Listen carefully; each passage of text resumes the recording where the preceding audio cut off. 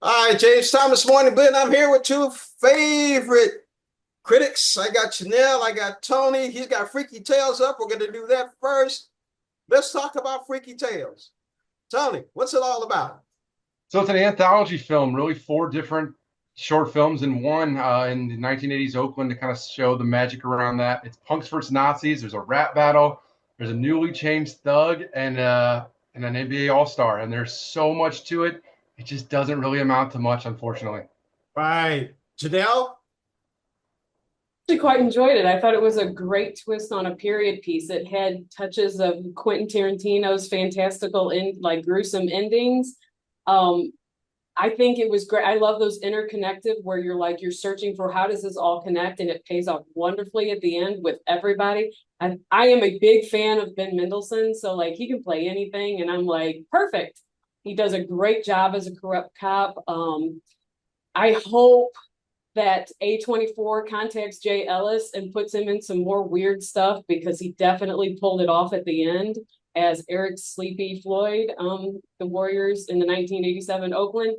It I enjoyed it. It was a ride, and I was expecting little and got a lot out of it. Same. I have to agree with you, Janelle. I was expecting little, got a lot out of it. I like the interconnection of the stories. Now, here's what's more than anything else. This whole thing that we're talking about, the very first episode is based on a true story. This actually did happen in 1987 in Oakland, California. It's one of the writers and directors on this is his experience with the Nazi group in Oakland, California. So I'm going to be the first one to say, I'm sorry, Tony. I'm giving it at least a 4.5 out of 5. Tony? I think 3 out of 5. Look, each individual chapter is fun, entertaining. The best part of it is the cast is clearly enjoying themselves and having a great time. Styles there, just not a lot of substance for me. 3 out of 5. You know, I give it 3.5 out of 5. I mean, it wasn't like overwhelmingly like amazing. I just thought it was good for what it was. It was, like I said, it was a different take on a period piece, and I thought it turned out well. yeah, one of the executive producers on it, besides being in it real briefly, was Too Short. And I thought that was interesting. Well, all the out. Just a side note: the chapters are it's his Freaky Tales is what he put out then, and the album or the chapter names are songs from his album. Yeah, there you go. There you go. All right, let's move on to the martial artist, directed by Shaz Khan, with Farhan Tahir, who actually, the very first Star Trek, he was the captain in that went on to the Romulan ship. I thought that was interesting.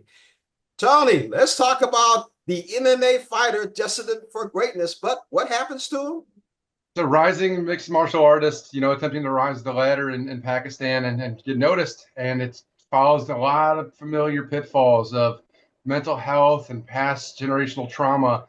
And it is a chore to get through, unfortunately. Janelle?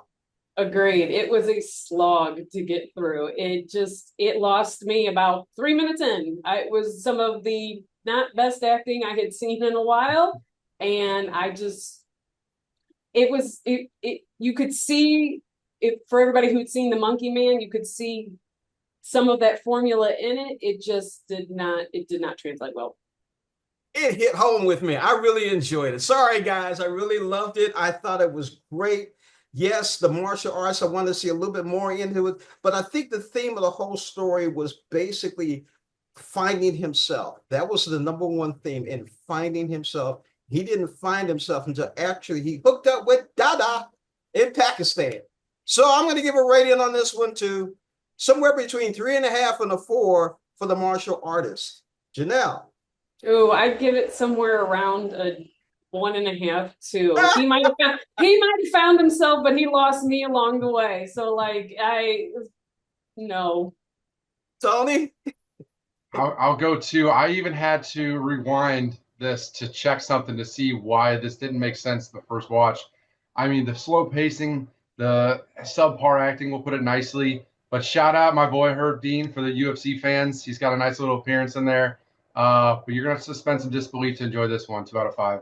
There you go, martial artists and Freaky Tales. No matter what you think about what we say and the ratings, hey, go to the movies. It's great to see it on the big screen. Thank you for watching. We will see you next week.